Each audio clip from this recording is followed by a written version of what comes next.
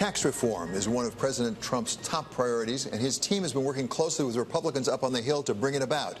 Yesterday, we got the outlines of that plan, and now it's up to Congress to fill in the blanks and see what they can pass. At the center of leading that effort will be House Majority Leader Kevin McCarthy, Republican from California. Congressman McCarthy joins us now from Washington. Welcome to Bloomberg. Good to have you here, Congressman. Well, thanks for letting me join you. So, give us a sense of how the sausage is likely to get made. This is a pretty comprehensive tax plan. At the same time, there are a lot of blanks that need yet to be filled in. How are they going to get filled in, and how are you going to bring about what was, frankly, impossible with health care reform? Well, remember this. First of all, the House did pass a health care bill that repealed and replaced back in May. It wasn't easy, but we went through. But what we did, we spent the time to learn the lessons from health care. And so I give a lot of credit to President Trump, where he brought the House and Senate together, and they looked at those challenges. Remember the border adjustment tax, where that probably could have passed the House, but couldn't pass the Senate. So we removed that from the process. Yesterday, we just spent 5 hours on a retreat with all the members of the Republican conference inside. The vice president came in, spoke to us as well. The president spoke to the entire nation. You're finding a much more united front as we're going forward, because we know you've got to bring growth back to this country of what you're able to go. We set the principles out. There's details that have to be still filled in, but that allows the voices of all Americans to be heard, to have that input. Congressman, when you say we, is that the Republican we, or is that the bipartisan we? Because we hear, frankly, contradictory things. Senator Toomey has said more than once he doesn't think there are going to be any Democrats. At the same time, Mark Short from the White House today said, no, he thinks that maybe they'll get some Democrats. Do you expect to do this with Democrats? I believe there will be some Democrats voting for this bill. We will do this under reconciliation, and you'll see the first phase of tax reform start next week. So if you have a question of whether this is going to get done this year, you'll know by next week, because we'll move our budget. Just announced that yesterday. We'll move the budget. And remember, Article 1, Section 7 of the Constitution says all tax reform starts in the House. So you see Ways and Means start that movement of the hearings and the markup to move that bill. And we'll move that bill out of the floor in Congress this year. So let's talk specifically about the Republicans, because one of the aspects of this proposal is to curtail deductions for state and local taxes. And it's often reported that that really hurts some of the so-called blue states, the New Yorks and the New Jerseys and things. But if you look at it, as I'm sure you have, because you count votes, there are a fair number of your Republican counterparts from districts that disproportionately benefit from those deductions. Can you bring along some of those of your colleagues, Republicans, whose constituents really would be hurt? Well, first of all, I don't believe they're going to be hurt. I happen to be one of those congressmen. I represent California. And you've got to look at the bill in the total part of the bill.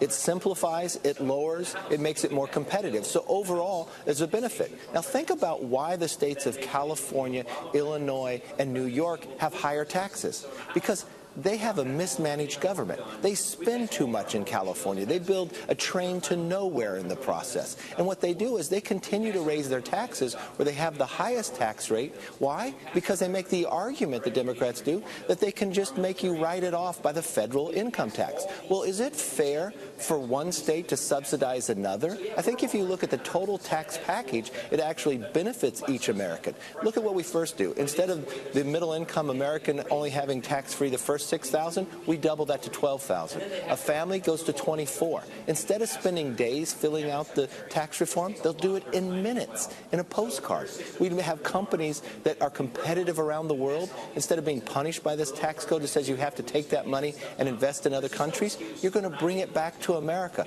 And going forward, it'll be zero. It'll be a territorial tax. We take a small business tax, put it down to 25. That's the lowest tax it's been in 80 years. I started my first business when I was 20 years old, and I'll tell you this. More businesses and more jobs are created by small business than any other. Corporations don't create the jobs that small businesses do. And when I look at the last 8 years, our highest growth year was still less than under the lowest growth year under Bill Clinton. This is what's been harming America. We've got to get competitiveness around the global economy and bring jobs back to America. Congressman, I think everyone, both Democrats and Republicans, agree we need growth. Growth would help us in all sorts of ways. At the same time, there's two kinds of growth. One is growth for investors who are benefiting because their stock goes up. Another is for the everyman, the employee, the person working in a shop. Is there a direct line between the tax cuts you're proposing on the one hand and the middle-class family on the other? Because it's easy to see how investors will benefit.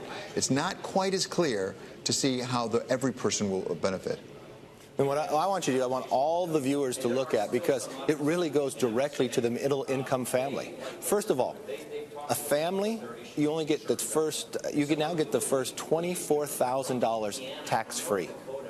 You keep the home deduction. You keep the charitable deduction. You get to fill out your tax reform on a postcard. It's fair in the process. So it actually helps the middle income greater than anybody else. It takes the 10% rate to zero, the first one, instead of having 7 brackets to 3. Congressman, are you going to do 4 brackets? Are you going to make a bracket for the high income earners? Well, I look at 3 brackets, I think, as the fairest process to go through. They could sit there, and we still have to go through Ways and Means to see where they want to go. But I think the proposal we have right now is the perfect proposal to go forward. What about carried interest? Well, that's an area that they still have to work on. That's going to roll out in October. You'll see that very shortly. What would you vote for? That's one element they're working that through. But, Congressman, what would you vote for carried interest? You know what? As Majority Leader, I let committees do their work, and I'm going to sit and look at what they're producing in there. So, as the Majority Leader, I'm sure you've put pencil to paper. How much is this going to cost? How much is the deficit going to increase if we put forward this plan? That's the great thing about this, that this is going to be budget neutral. It will not bring a deficit greater, because remember what happens, and your viewers know this better than ever. If people are able to keep more of their own money, if they're able to make their own investments, you'll have a greater ability to have more tax returns coming in to the government, because there'll be more people working, there'll be more investment out there, there'll be more job growth. So it scores out to be a deficit neutral. Okay, so one last question. Specifically, what economic growth number do you need to make that equal? Because that has to be dynamic scoring you're doing. Of course we're using dynamic scoring, because dynamic scoring has proved time and again that you're able to bring more revenue into the coffers if you're able to actually let more people go to work. And the one thing I see, we have not had 3% growth, and we used to average 3.3% growth across America. And think for one moment, if you look at the 8 years under Bill Clinton, you take his very worst year, it's still higher than the very best growth year under Barack Obama. We were averaging 1.4, 1.8. We need to get growth above 3% and beyond. And what that means for all Americans, it's easier to solve other problems that America has. We are going to be not able to solve these problems if we continue on the path we're on right now. That's why this tax code is not for Republicans. It's for all Americans. That's why I believe Democrats are going to see are voting for it as well. So, Congressman, I want to make sure I understand you. You have numbers that show you that this plan will get us to more than 3% growth. Is that correct? I believe this plan will get us to more than 3% growth. When the whole plan is put out, it'll be scored and go through, and you'll see the same thing. Okay, terrific. We really thank you very much. That's Congressman Kevin McCarthy, House Majority Leader.